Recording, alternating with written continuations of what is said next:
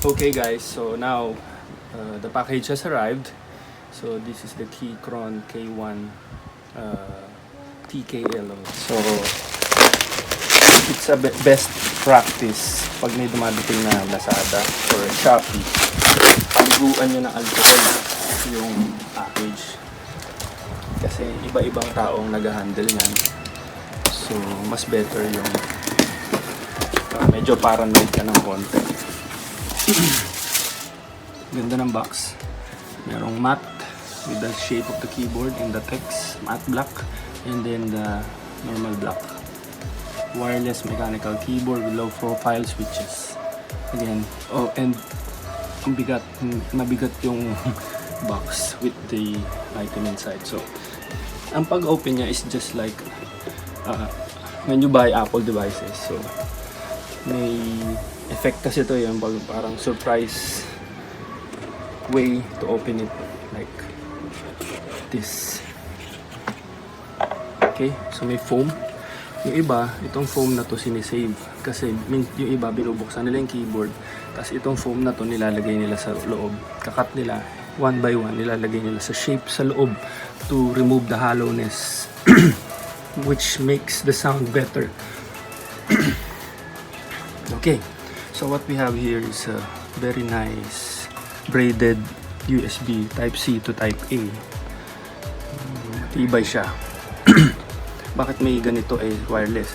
So this is used for charging, and as I said a while ago, pwede siyang wired, pwede siyang wireless. You use the typical Bluetooth 5.1. 5.1 na siya which is advantageous kasi low power yon, mas tatagal battery mo compared sa 3.0 and 5.0 na previous Bluetooth devices. So kung gusto mo naman wired, pwede din, may switch dito.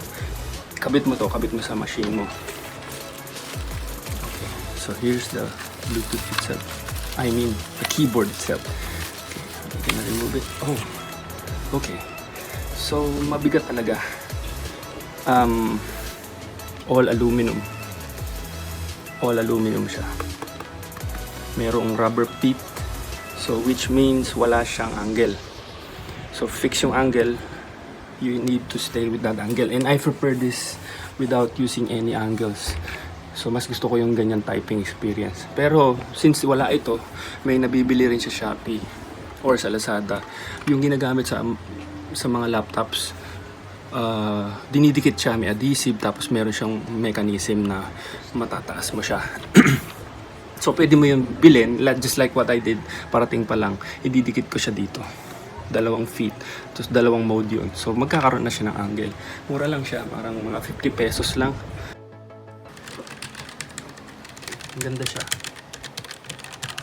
So this is the Keychron K1 TKL mechanical low profile wireless / wired keyboard. So this one has a Gateron red switch. So red switch is yung linear, siya yung tahimik. So preferred siya ng gamers and yung mga nasa nag-office. So because it has a silent sound. Now we have a comparison on my left side. This is the Duffy 12SF. S means 6 and F means 5, 65. So that this is a 65% profile. This is a 10 keyless profile. So 10 keyless without the 10 key buttons, 1 to 10. And then this one is a 65. So mapapansin nyo pareho silang may arrow keys, which is very essential, I think. Ayoko nung 60% kasi tinanggal nila to eh. Hirap.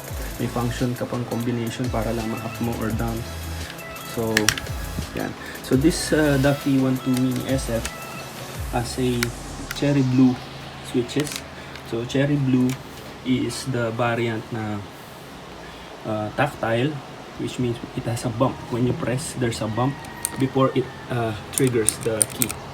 Bump and then tsaka siya mati-trigger. Bump, tsaka siya mati-trigger. Okay? This is the tactile and clicky. That's why it's the blue. Kung gusto mo tactile lang without the clicky sound, that's the brown. Okay? Now, this one is a red. So, this is linear. Wala siyang tactile bump.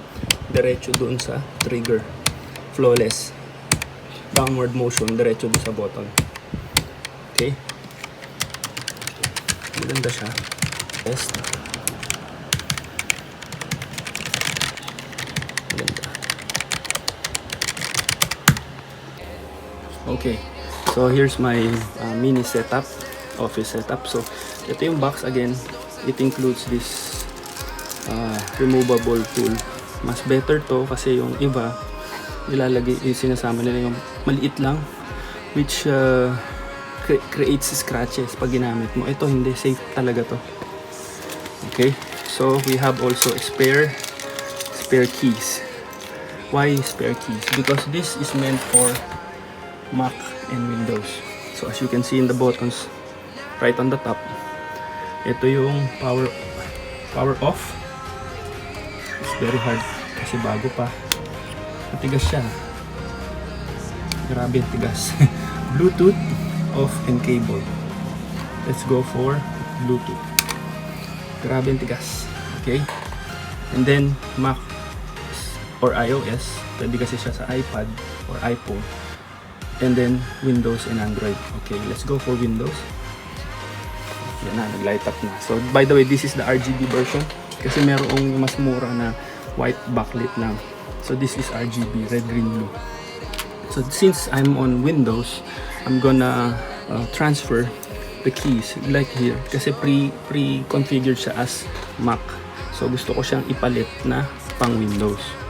So gayahin natin na sa laptop ko. So this Alt command key should be Alt. And there's another Alt, I think. Escape. Two Alts, same size. Okay, so we're gonna transfer. Remove the command button. Okay, so kita mo red switch, glitter on red, low profile type. Okay, so we're gonna put the Alt key.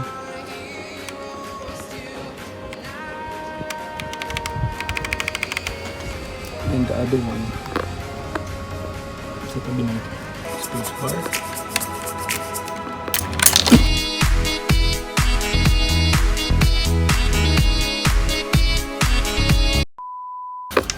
Okay, sorry about that. There's the other. So kung makikita nyo, hindi ordinary yung prong niya kasi yung iba plus shape, that's a cherry style prong. This one is a very Keychron specific. Okay. Okay. So now what we have is also a key for the backlit, but I prefer minimalist look, so okay na yung gray. Ngayon meron tayong escape dito, papalitan ko rin siya. Gusto ko minimal look, ayoko na may striking colors. Okay, there's a escape key here. Okay,